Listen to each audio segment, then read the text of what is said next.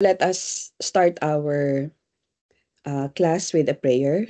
So let us all remember that we are in the most holy presence of our Lord, in the Father, of Son, Holy Spirit. Amen. A gospel taken from the book of Luke, chapter 12, verses 13 to 21. Someone in the crowd said to Jesus, "Teacher, tell my brother to share the inheritance with me." He replied to him, "Friend, who appointed me as your judge and arbitrator?" Then he said to the crowd, "Take care to guard against all greed, for though one may be rich, one's life does not consist of possessions." Then he told them a parable. There was a rich man whose land produced a bountiful harvest. He asked himself, "What shall I do? For I do not have space to store my harvest." And he said, "This is what I shall do. I shall tear down my barns and build larger ones. There I shall store all my grain and other goods, and I shall say to myself, 'Now as for you, you have so many good things stored up for many years. Rest, eat, drink, be merry.' But God said to him, 'You fool, this night your life will be demanded of you, and the things you have prepared, to whom will they belong?' Thus will it be for the one who stores up treasure for himself, but is not rich in what matters to God." Okay, let us pray our Lasallian prayer. I will continue, O my God, to do all my actions for the love of you. Saint John Baptist de La Salle, pray for us. Leave Jesus in our hearts forever. In the Father, Son, Holy Spirit. Amen. Okay, so good morning, everyone. Good morning again. How's your independent learning days? Parang ano pa ha? Parang inaantok pa yata kayo. But anyway, no, this morning, so again, no, for those who have, I'll be checking the attendance later. Ano. For those who have visited their school book, no, I already uploaded here the module on the muscular system of the rabbit and the chicken. But in actuality, we're only going to study the muscles of the rabbit. No? And I said during the orientation that each group will be provided with preserved rabbit. Okay, and I guess the rabbits are already available in the laboratory. Okay, now in preparation for your dissection, that would be on the first week of November, no, right after the All Saints Day celebration. So you have to prepare the things that are needed for dissection. So of course you have your laboratory gown, and then you can already prepare your dissecting set, no? And then you have your needles, okay? The dressmaker's pins, no, the one with the heads. So anyway, I'll be sharing instructions no in our GC because you have to bring numbered pins, okay? Of course, you have to prepare your cleaning materials, especially you have your scrub pads, your detergents, no, because you have to wash the dissecting pans no before you return them to the laboratory. So you provide yourself with alcohol, with your hand soap, with your gloves, no, with your mask. So bahala na kayo, no. So the things that you're supposed to prepare, okay, for dissection, okay. Now, going back to our module, okay, so for the learning outcomes, now it says here that, okay, so at the end of this module, the student should be able to, number one, okay, identify the different dorsal and ventral muscles of the rabbit, okay.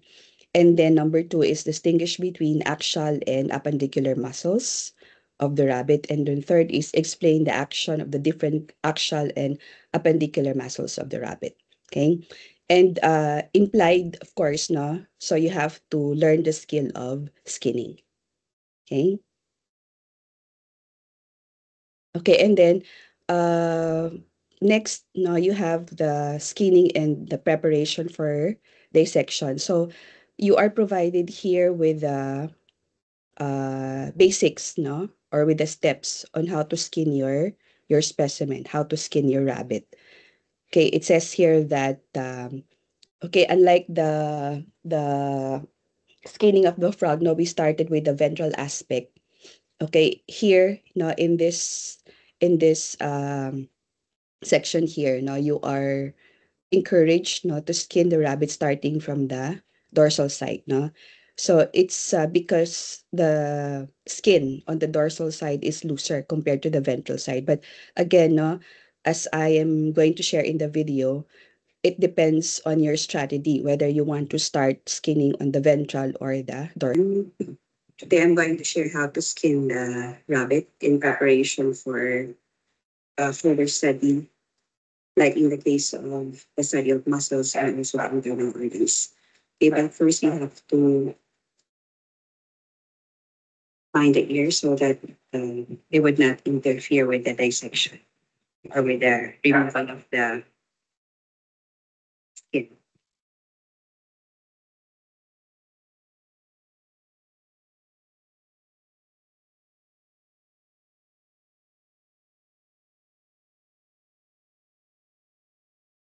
Okay, so what you do is you position the specimen in its belly. Well, it depends on your strategy on how to skin the rabbit. Some starts at the ventral aspect. So today we would be starting at the dorsal aspect of the rabbit. So first, they say that you have to massage the skin, especially at the area of the back part of the neck, no? So that you can make a small incision so you can cut the skin. Okay? So you either use the scalpel. Sorry, the recording has audio, right? Kindly unmute yourself because I don't see any emoticons. Yes po, miss. Okay, thank you. Or the scissors. No? In my case, I'll be using the scissors. So I'll just make an incision and then I'll just make a cut. Okay, so using the uh, blunt end of the forceps, the scissors rather. Okay, so you make a cut.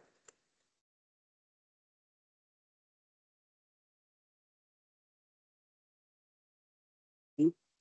Anyway, you can see already the muscles. Okay, so you make a cut going to the tail part.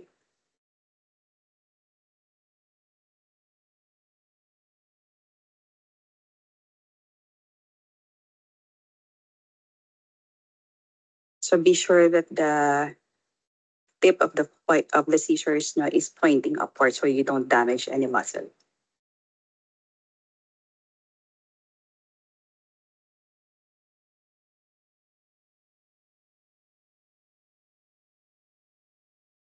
Okay, then you can already start separating. So you see nerves here. Okay, so they insert through the skin. You can see also the some of the blood vessels, especially the veins. Okay, so after cutting the skin, you can make additional cuts going to the limbs. No, like what you did no when you skinned your frog in your general zoology laboratory. Then make a circular cut around the wrist. You can also do that with your wrist. And you can already start pulling and then cutting the fascia. So this plastic like connective tissue here is actually part of the skin and it's um, connective tissue known as the fascia.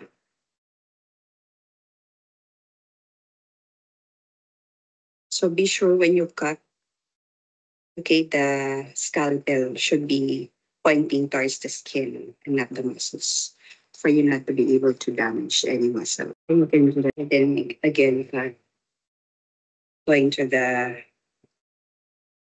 lower extremity, and we make again a cut around the ankle. So be careful so as not to damage blood vessels and the tendons. So again, try cutting near the skin and not the muscle. You can also do that to the other side. And you can just pull. So just again make a circular cut around the tip. Continue removing this. So always pull the skin and then cut. Okay.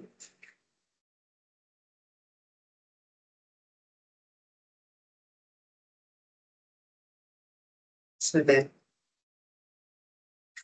decreases the risk of damaging damages. Okay, so you have here a blood vessel. Okay, going to the skin. Actually, you can use the plant and the pure scalpel. The skin from the neck. So be careful at the neck part because you have there the very nice blood vessels. Then you cut the skin. Be careful with the external genitalia. So in our case,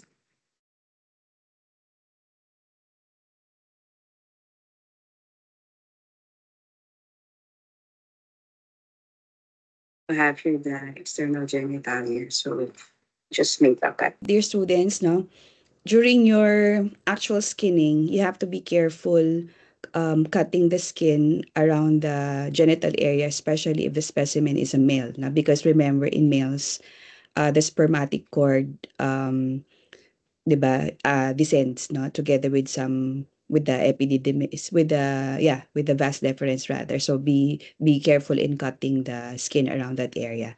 So you can cut siguro or you can leave a larger area of skin, no, compared to the female.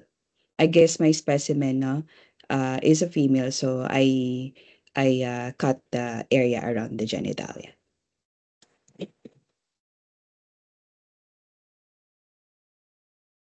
Okay. So we're already done with the skin. We don't throw away the skin because after dissection, in order to preserve the moisture of your specimen, you can again wrap its skin around it. Okay? So this is the okay. So this is our skin. Okay? So when we dissect the muscles of the neck, that's the time that we're going to remove some of the skin. Okay? But for now, okay, this is your skin specimen. Okay? Thank you. Okay, so we go now to the discussion on the muscles in preparation for your dissection of the dorsal and the ventral muscles. Okay, so we have here again the expected learning outcomes. So we have here no parts of a muscle.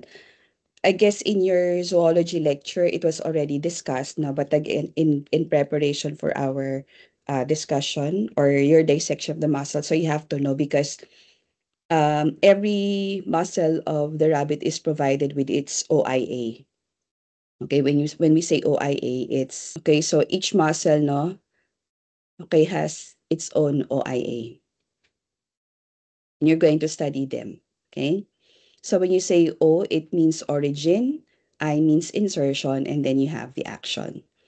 Okay, so in one of the references that I would show you later, no, so each muscle is provided with an OIA, and that would be included in your examination. Okay, so what are the parts of a muscle? So you have here three major parts of the muscle. Okay, so the fleshy part. Okay, this is your. Wait. Okay, so the fleshy part. Okay, that's the belly or the gaster. Okay, so this is the belly or the gaster. So of course, now being the fleshy part and containing the muscle, so it's responsible for contraction, right? And then, okay, the other part is the origin. Okay, so the origin is that part of a muscle, especially the muscle tendon, which is attached to the immovable or less movable bone. Okay, when a muscle now does its action.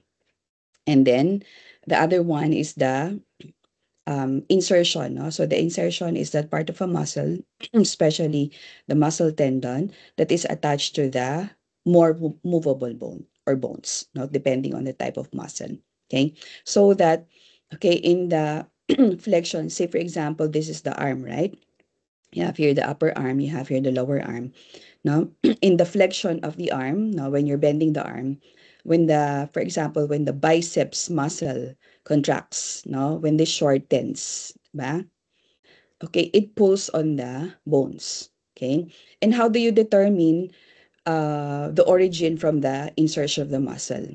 Like for example, when this biceps muscle contracts, diba, there is flexion of the arm, right?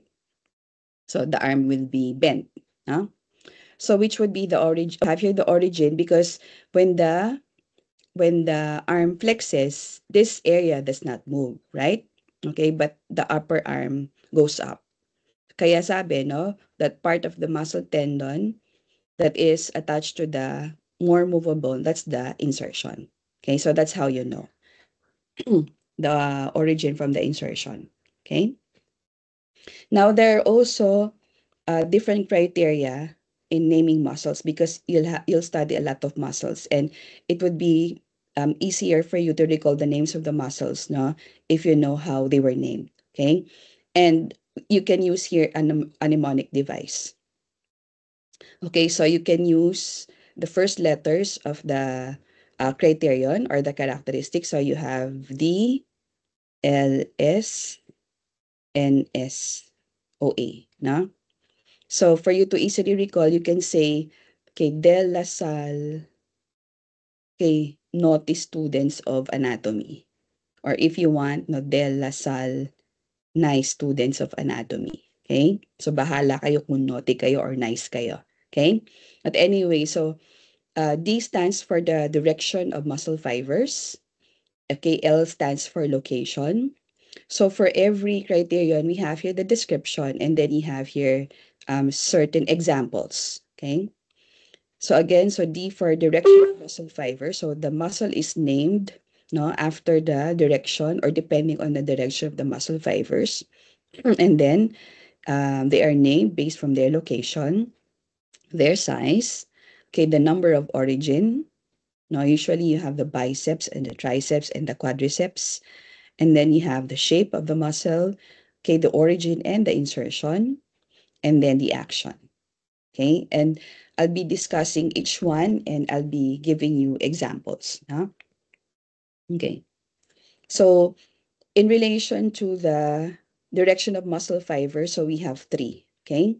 So, we have rectus, we have transversus, we have oblique, okay? So, when we say, let me just change the color now. So when we say rectus, say for example, you have here the midline. So that's your reference.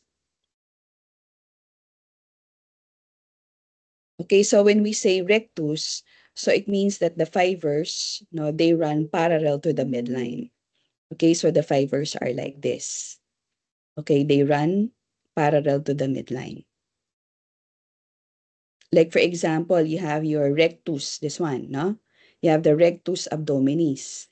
So the fibers, they run parallel to the midline. That's why when uh, giving birth, no, when, for example, a mother, usually the doctor no would advise the a cut no that is parallel to the linea alba or parallel to the midline. No, it's because this damages the muscles less compared to the bikini cut, no? Because in the bikini cut, you're actually cutting the muscles here, diba? You have the transverse cut, and healing time is a lot slower compared to the cut, no, that is parallel to the linea alba because no, because of minimal damage to the muscles. Okay. So again, no, that's the meaning of rectus, no? You have rectus, again, no, the fibers are running parallel to the midline. Then when you say transverse, okay, transverse means perpendicular, right?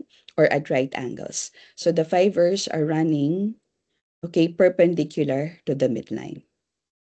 Okay? Yan. Like for example, you have the Ito, yung transversus abdominis. So you see the fibers are perpendicular or at right angles to the midline. Okay? And then the other is oblique, no? So the muscles, they run diagonally. Okay, so pag oblique naman ganito, no? So the muscles, they run diagonally. Okay, again, with reference to the midline. Like for example, you have the external oblique. No, you have the internal oblique and the external oblique. Okay? So the fibers of the muscle, they run diagonally with reference to the midline. No? So that's how you name muscles according to the direction of muscle fibers. Again, you have rectus, transversus, and then you have oblique. Okay? So this is, actually the specimen is a preserved cat. Okay, so ito. So you have here the rectus abdominis. You have here the linea alba. Tapos you have here the rectus abdominis muscles. So this is the muscle that we're calling the abs. Yung mga six-pack. Diba? So ayan, no? And then you have here the transversus abdominis. Yun, no? Okay, and then you have here the internal oblique. So actually the fibers are running, they are crisscrossing it. For the external oblique, the fibers are running this way. For the internal oblique, okay, it's this way. Anyway, when you dissect your specimen, you're going to see the actual fibers, okay? Yeah. So that would be for the first criteria, no? Again, direction of muscle fibers. So again, we name the muscles based from their location. Okay, so the name tells you the location. Like for example, you have here subscapularis. So sub meaning that's below the scapularis, below the scapula. So ito yon, no? So this is the, remember the skeleton, no? You have here the scapula. The closest example is of course the skeleton of the rabbit because our specimen here is a cat, no? So di ba you have here the scapula, the shoulder blade, okay? And then below the shoulder blade you have here a muscle. So this is the subscapularis, okay? Another muscle, halimbawa, you have tibialis anterior. So it means it's located in front of the tibia, no? Katulad nito, you have here you have here the bone, you have the lower, you have the shank, no? So you have here the tibia bone, the tava, di ba? Tibia, tava, fibula, payat, no? Tapos ito, in front of the tibia bone, you have here the tibialis anterior. In your general zoology, you have also, di ba, when you dissected the muscles of the frog, you have tibialis anticus, tibialis posticus, no? Tibialis anticus means the muscle is in front of the tibia, tibiofibula. And posticus, no, it's located posterior or at the back of the tibiofibula. So marami pa. Like for example, when we go back, tulad nito, di ba? You have rectus abdominis. Okay, so abdominis also tells us the location.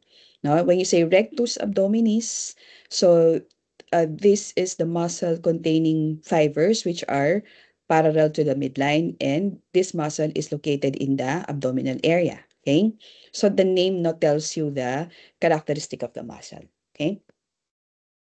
And then, in terms of size naman, so we have terms, okay, such as, okay, major, major and minor. Yan, no? So we have major, minor. Of course, major is the larger one, minor is the smaller one. And then we have maximus. Maximus is the largest. Okay, minimus, no, is the smallest. So there are muscles with intermedius span. No? So you have maximus, intermedius, minimus. Okay, and then we have longus. Longus means it's a long muscle. And then we have another term that's brevis naman, no? Okay, brevis. Okay, means short naman, no? So longus, brevis, major, minor, maximus, intermedius, minimus. Okay? So it tells you the size of the muscle. So in our example, halimbawa, you have teres major, teres minor. So again, you have here the scapula, no, the shoulder blade of the cat. So ito, you have here the muscle here. So this is teres, okay, major. And then ito, so we have here teres major, ito. Ito, you have here the teres minor naman, no? So you have here a smaller and a larger muscle, no? And then we have, for example, dissecting the glutes. Okay, again, this is a cat, but in your specimen, yung rabbit pareho lang din, no? Like for example, you have your gluteus medius. Okay, and then you have gluteus maximus. Okay. So it seems that medius is larger than maximus, but in actuality, no, when you dissect, so maximus is really larger. Ito, it tells you then the location, di ba? So it's when you say gluteus medius, it's a medium-sized muscles of the gluteal area or the butt area. Okay? So yan, no? And then we have longus and brevis. For example, ito, you have a lot of the muscles, no, in the forearm and the shank, no, contain the terms longus and brevis. Okay? So longus and brevis. For example, you have ito, this one, no? So you have the extensor carpi radialis longus. So it's a long muscle, okay, that extends the hand. Okay? So later we're going to discuss another criterion, which is the action. Kasi when you say extensor, flexor, so this shows the action, no? And then ito naman, you have extracarpiradialis brevis. So it's a shorter muscle naman. Okay? That now straightens or extends the hand. Okay? Because remember, like in your general zoology, di ba? The muscles, okay? The muscles at the outer area of the lower arm, they are extensors. No? So lateral area. No? And then ito, yung medial area, they are naman flexors naman. Okay? So again, so longus means long and brevis means short. Like for example, you have extensor pollicis brevis. No? So it's a short muscle that extends the pollex or the thumb naman. No? So yan. So again, you're going to encounter a lot of that when you study the muscles of the shank and the forearm. Okay? So another criterion, we have the number of origins or the number of heads. Okay? The number of, yun pala yung erased no? The number of origin or the number of heads. That's why, no, usually you have biceps, you have triceps, you have quadriceps. Biceps means that, okay, a muscle has two heads, like for example, this one. Okay, so this is the biceps brachii, no? Ito. The muscle of our upper arm. Okay? So you have your entire muscle, you have one insertion, diba? But you have two origins. That's why it's called biceps brachii. And when you use this in a statement, of course, it's a singular, it's a single muscle. So the biceps brachii contracts. Na? The triceps brachii contracts. Okay? So again, you have here the heads or the origins. So yan. Kaya biceps. So pag triceps, like for example, you have the triceps femoris. Okay, so the muscle has, the muscle has, okay, three heads naman, no? Pag quadriceps naman, apat. So, ganyan, no? Ito, triceps. Pag quadriceps, apat. Okay? So, again, you have here biceps, brachii. So, it has two heads. So, the muscle of the, ito, no? Ito, upper arm. So, that's the medial muscle. The lateral muscle is the triceps. Okay? So, in your dissection, no, you should be able to identify the heads or the origins. Okay? Like, for example, in the thigh, no? The thigh is actually a quadriceps muscle. So when we say quadriceps, there are 4 heads. Okay? So it's shown here. Okay, 3 heads are shown here. Now you have the vastus. Okay, the term vastus actually pertains to the head, no? Yan. So vastus lateralis, so that's the lateral head. And then you have rectus femoris, and then you have vastus medialis. And it says here that the vastus intermedius, no, is found beneath the rectus femoris. So when we dissect this, no, so it's under here. So that's why it's called again quadriceps, no, because a muscle has 4 heads. Okay, so again, biceps, triceps, quadriceps. Okay, in terms of shape naman, okay, so we have terms deltoid. No, deltoid means triangular. Okay, and then we have trapezius. No, so trapezius means trapezoid. Ito, this is the shape of a trapezoid. And then serratus means sawtooth. No, and rhomboideus means rhomboid. Okay, so let's have examples. So deltoid, ito. So you have here the clavodeltoid or the clavobrachialis. So when you see this, no, it's really triangular in shape. Ito, yung acromiodeltoid, okay, is triangular in shape.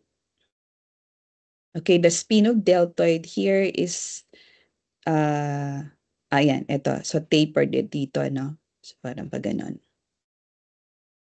Okay, so that's the, okay, spinodeltoid. And then, pag sinabi ulit na trapezius, di ba, parang ganito, trapezoid. So like ito yung clavotrapezius. So this is the dorsal view pero when you look at the lateral view, yan, para siya talagang trapezoid, no? Okay, anyway, ito, acromiotrapezius. So this is the shape of the muscle.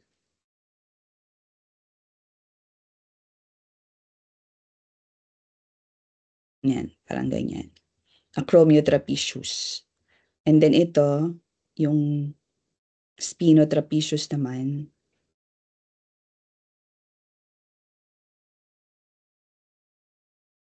Although it looks like more on the triangular side, pero in actuality para talaga siyang rhomboid. Okay, anyway, kasi this is a dorsal view. Okay, so when you study the dorsal muscles then of the back, no, ano nyo rin to, it's a cue. So you have here acromiodeltoid, then acromiotrapezius, and then spinodeltoid, and then spinotrapezius. Okay, yan, no? And then ayan, rhomboideus naman. So ito yung serratus pala muna, no? Serratus meaning sawtooth. So ito yon. So you have here the parang serrated, no? Yan.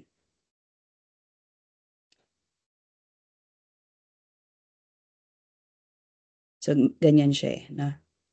Other areas lang are being covered, no, by other muscles. So yan. So serratus ventralis, no?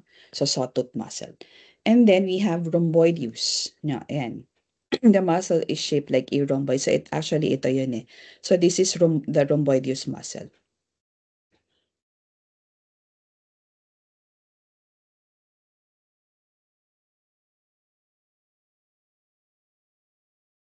So it shows you the lateral view. Okay, but when you extend the arm, you would see that it's really rhomboid in shape. No? That's why another muscle here, yung number 2, kasi you also have this in your cat, no? So you have here rhomboideus. Number 2 is rhomboideus capitis. So this one. Okay? So parang kumakapit lang siya, no? It's attached to the rhomboideus. That's why it's called rhomboideus capitis. Okay? So ayan. So again, no? Those are examples based on the shape. Okay? So another criterion is, okay, the muscle is named based from its origin and insertion. No? So there is a mixing of the names, depending on the origin and the insertion of the muscle. Like for example, you have here Sifi humeralis. Okay? So we've discussed already insertion and origin, ano?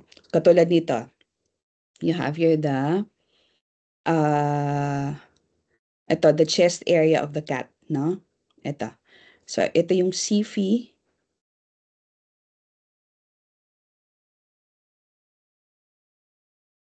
So a part is being covered by the latissimus dorsi. So pag ganun siya, no? Yun. Okay, so in terms of origin, so it originates in the xiphoid process. So that's why SIFI. So you have there the xiphoid process of the sternum. So ito. And then it inserts into the humerus. Okay? So SIFI humeralis. Okay, and then, kaya it's very important for you to know the origin in the insertion because that would help you to imagine the action of the muscle. Like for example, no, CP humeralis. So again, this is the origin and then this is the insertion. So, yan, no? Without really knowing the action. So, can you guess the action of that muscle, yung CV humeralis, together with the pectoralis muscles? Anybody can answer? Kindly unmute yourself. I don't see any emoticon po ha. So any idea? What is the action of the CV humeralis? If this is the origin, sabi natin, the origin is that part of the muscle tendon that is attached to the immovable, less movable or immovable bone. And the insertion is that part of the muscle tendon which is attached to the more movable bone. Okay, so if this muscle contracts, if this shortens, so what would be the, imagine niyo, no, this shortens. So what would be the action? Anybody?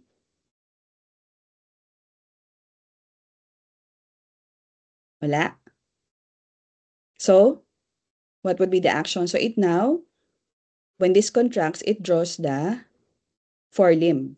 So it's adduction, no? So drawing apart closer to the midline. So parang ganon, pagbabalik. Okay, so that's responsible for that.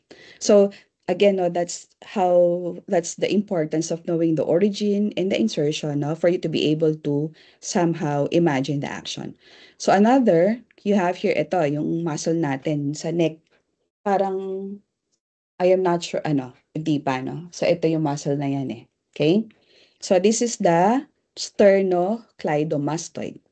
So based from its name, sterno and cleido, okay, the origins are the sternum, diba? You have here the upper part of the breastbone, and then you have here the cleido. Cleido pertains to the clavicle. So ito, so dito siya, no? So you have here the sternum, tapos you have here the clavicle. So this is the, sternocleidomastoid. So you have here the origin. The origin, kasi when the cleidomastoid contracts or shortens, di ba? We are able to turn our head. So like for example, ito. Okay, when this ito pala, no? Relax muna. Ito, when this contracts, di ba? So it turns the head going to this direction. When this contracts, it turns the head going to that direction. Okay? So you would know that this is the origin. And then, ito yung insertion. No? Because when turning our head, of course, it's not the body that moves, but the head. Okay? So, the insertion is the mastoid process of the temporal bone. Okay? So, again, no, the knowledge on the insertion and the origin and the action, no, is very important for you to decipher the action of the muscle. Okay? So, another, you have, ito yung pinakamadami, no? You have the action naman. So you're hearing terms, I guess in your zoology lab na, they were already introduced to you na. You have flexion, extension, 'di ba? Abduction, adduction. Okay, you have levation, depression, no? So levator, depressor, supinator, pronator, and then we have the tensor. Okay? And usually, no, the muscles are antagonistic, di ba? So if one flexes, the other extends naman. Okay, like for example, ito, no?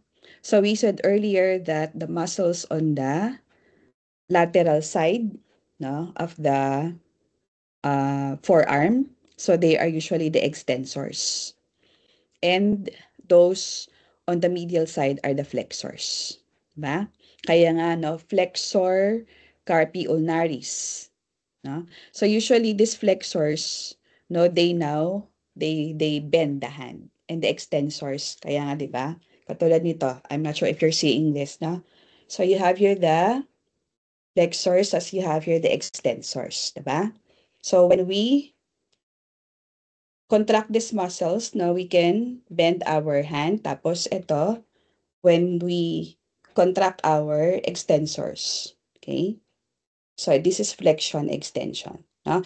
Flexion, extension, hyperextension. Okay? So actually, the extensor muscles are for extension and hyperextension. Okay. So again, now you have examples. Halimbawa, yung extensor carpi ulnaris, extensor carpi radialis longus, no? Tapos ito naman kabila, mga flexors naman. Okay? So you're going to study them, no? And I guess it would be a lot difficult because the rabbit is very, very skinny. Medyo mahirap. Tsatsagain nyo. And when you do that, no, you actually locate their tendons. So when you lift the tendon, okay, you can actually lift the entire muscle. So yan, no? So these are the tendons. So ang mga kuha talaga nila sa tendons. Tapos pag inangat na natin sila, yun, kasama na yung mga muscles doon. Okay? Anyway, hopefully within the week I can record, no? I can record dissection of the dorsal and the ventral muscles, no, in preparation for our sustainability day next week. Meron tayo ulit sa Monday. Okay? Tapos next we have, ito naman, no? Yung adductor.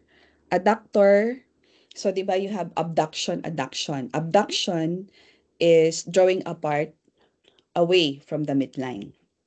Okay, so halimbawa ito, no? So you have abduction. Adduction is drawing apart towards the midline. Kaya nga pag sinabing, uy, si ano, inabduct ni Kwan, diba? So, we say abducted, no? The person, no, was taken away. Okay? So, again, adduction means drawing off apart towards the midline. No, pagbabalik. Katulad sa thigh, no? So, you have a lot of adductor muscles. You have adductor longus, you have adductor magnus. Okay? Then, next we have levator and okay, levators and depressors naman, no? Like for example, ito. Levator scapulae, this one. Ito, no? You have the levator, okay, scapulae ventralis. Okay, so the action is to elevate, diba? When this shortens, okay, this elevates when you scapulae. Scapulae pertains to the scapula, so it means it's the shoulder part. So action is it elevates. Okay, it elevates the shoulder and draws it forward, kaya nga ventralis. Okay, so again, no, it raises or it elevates the shoulders and draws it forward. Okay, so that's the action of the levator scapulae ventralis. So in your zoology, diba, we have depressor. Like for example, ito. Ito yung, okay, depressor mandibula. Diba? Okay, when this contracts, no, it opens, kaya nga depressor mandibula, no, depressor mandibula. Okay, so it depresses the lower jaw, okay, and opens the mouth. So that's the action. Okay, and then another is pronator supinator or pronation supination naman. Like for example, of course, no, we have this in the human muscles, no? Ito, yung pronator and supinator. Okay, so pronator and supinator. So what is the meaning of pronation and supination? So remember, no? I am not sure if you can see me. So halimbawa ito, upper arm. Kita kaya, no? So 'di ba, when we sabi natin in the in using the directional terms, the subject should be in its proper anatomical position. Okay? So this is the proper anatomical position, di ba? The hands are at the sides and the palms are facing forward. So when you say pronation, so that's the movement of the palm downward. So this is pronation. Okay, and the muscle responsible for that is the supinator muscle. And supination naman is the movement of the palm upward naman. Okay, so ganyan. So this is supination. So the one responsible for that is the supinator muscle. Okay, so pronation and then supination. Okay, we have pronator and supinator. Okay, and then lastly we have here the tensor. Okay, so tensor tenses a body, making it more rigid, no? So ito yung number 5.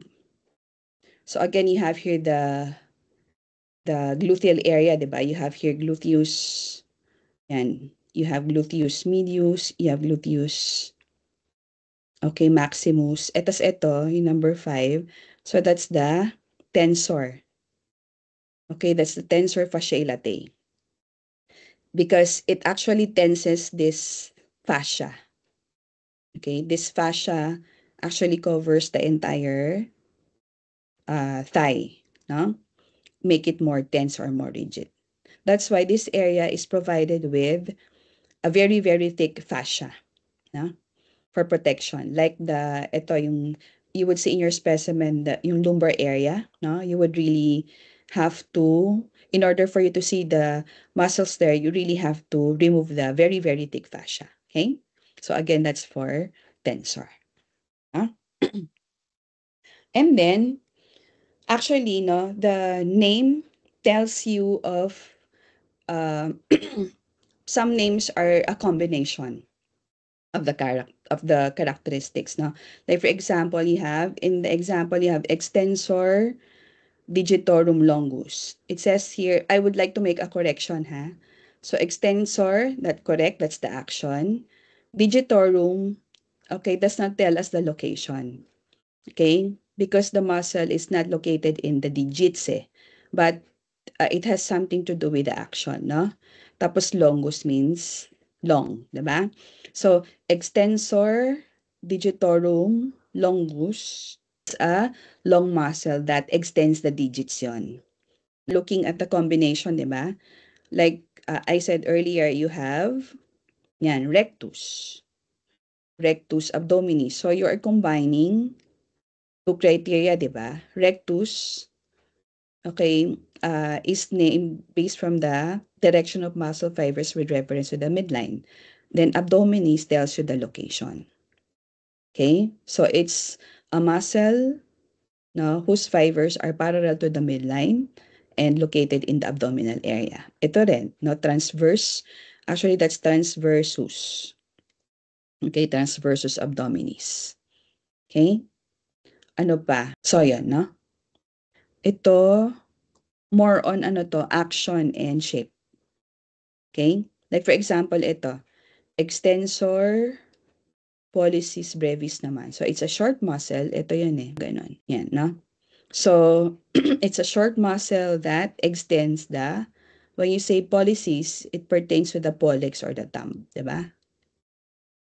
So, it's responsive. Katulad natin. Ito siya, dito. Okay? Kasi it's able to, ito, siya. No? It's able to extend our pollex or our thumb. Okay? So, yan. Okay, so back daw to SB for some references, no? SB, yan. So, it's there, no? You have the different criteria in naming muscles. And then, ito, no? We've provided references for you. So during your break, no, you can study them in advance in preparation for our dissection. So ito, yung muscular system of the rabbit provides you with yung kanina, no, yung description how to skin the muscles. And yan. And then, ito, this is very nice, yung The Rabbit an Illustrated Guide. Kasi it's a complete guide from the, yan, no? It's a, remember, take note, it's it's a, it's a canon study, no? It's a dissertation done and defended in 1957 pa, no? So this is really a legit guide, no? To the study of the rabbit. Kaya ano siya nun ganyan pa, typewriter. I'm not sure kung nakaabot pa kayo ng typewriter, no? So it's a scan copy. Tapos yan. So you have here yung preparation, including the preservation. Tapos yan, no? It starts with the skeleton, okay, of the rabbit until the different systems, no? Tapos you have here yung muscles din, humerus, yung details of the skeleton. Tapos we have yung muscles din na natin. Okay, so page 52, you have the muscular system. Okay, so ito daw, no? These are the subcutaneous muscles and usually they are removed during the skinning, no? So in one of the videos of skinning, no, the person there explained the location of the platysma, okay, and the cutaneous maximus. But usually, no, they are removed during skinning. Thus, you have here the muscles of the neck and the back. Okay, so this is the thing that I was telling you because in ano ba during our anatomy, when we utilize the cat, we already had a manual, no? And that manual already included the OIAs of different muscles. But the specimen was shifted from cat to this time rabbit, no? So we haven't prepared the manual yet. But this illustrated guide actually includes the OIAs. Like for example, if you have, okay, it's not working. For example, you have your splenius, no? So splenius, that's a very big muscle at the back of the neck dito. So this is the origin, no? When you say mid-dorsal fascia, so that's the origin. Then 2, that's the insertion, no? Crest of the supraoccipital bone. And then this is the action, aids in turning and raising the head. Okay? So it means you have to, no? You have to know, you have to study this for the exam. Halimbawa, nakalagay naman occipitoscapularis. So it says there naman no? No, occipitoscapularis. So it originates from the crest of the supraoccipital bone to the inferior angle of the scapula. Okay? So tinan nyo, it draws the scapula dorsocranial, no? Draws the scapula dorso, okay, going, yan, pag ganito, dorsocranial. Okay, upward, and backward. Okay? So, yun, no? So, that's why, again, you have to study the origin and the insertion, no? Then, anterior trapezius, ayan, basta yung mga ganyan, from origin, and then to insertion, and then action. So, lahat yan meron, ano?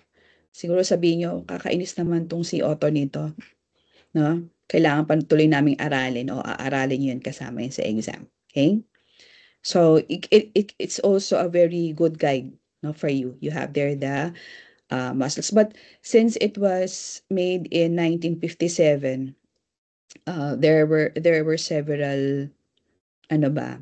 Not changes, but alternative names. Like for example, if you have ito, kalagay. Ito nga medyo ano pa siya eh, inconsistent kasi tingnan nyo dito nakalagay niya ay superior trapezius, inferior trapezius. This is the lateral view. Pero dito, okay, ito, pareho lang siya ha, pero may siyang anterior trapezius, tapos may posterior trapezius. Diba? So, the more correct one is this, yung anterior and posterior, not the superior and inferior, diba? Kasi superior is this one, inferior is this one. So, baka nagkamali lang. So, mas tama to, no? Ito, anterior trapezius and the posterior trapezius. So, ito yung kanina, yung acromiotrapezius and the spinotrapezius. Okay? But anyway, I'll be providing you alternative names. Halimbawa, anterior trapezius or acromiotrapezius.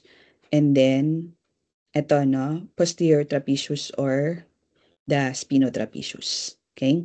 Kasi it now inserts into the metachromion process, no? Yung sa spine, kaya tinatawag siyang spinotrapezius. But anyway, okay? So, yan. So, it's a very nice, pero ang dami, ha? Yan, aaralin nyo yan, no? It's a very, very nice reference kasi, again, no, it includes all the systems din, eh, no? So, going back to the, yan, no? So, from the preparation, external features, skeletal, muscular, internal organs, ayan, heart and major blood vessels, lahat kasama, no? So it's a very, very good reference, okay? And then, the other one, ito naman, listing of certain muscles lang. Tapos ganyan, no? But this is, the specimen was a cut pa din. Pero anyway, no, they have, again, the muscles of the cat and the rabbit, they are almost the same. Na? May mga konting pagkakaiba lang. And then, the other one, ito yung muscles of the rabbit din. Ayun din.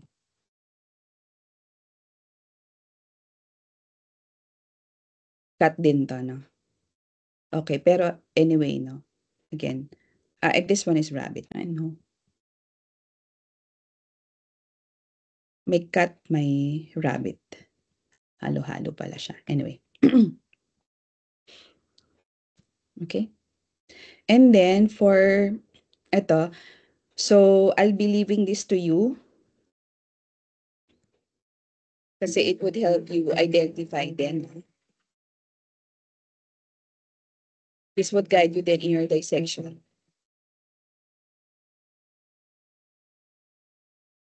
Okay, you have there the sample muscle and then the identification. Sternemastoid.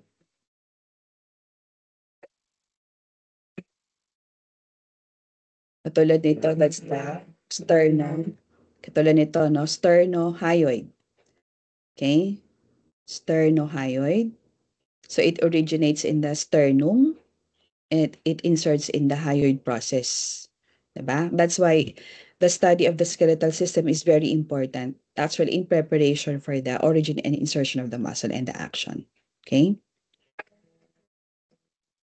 You have the sternothyroid. Okay? Sternothyroid naman because this is the thyroid cartilage of the larynx. Yung Adam's apple. So, ito siya. And I would like to make a correction yung next one. Okay? Nakalagay dyan sternothyroid. Okay, pero tinan nyo, sterno. Ang sternum ito. This should be thyrohyoid dapat yan. No? Kasi from the thyroid cartilage, inserting into the hyoid yan dapat, no?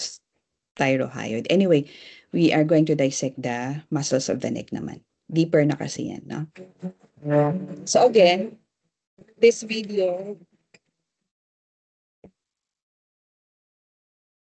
okay, this video shows the muscles and the name. So it would also be a very good guide when you study your muscles. Study the muscles of your rabbit. Okay? So yeah. So I'll be leaving that to you.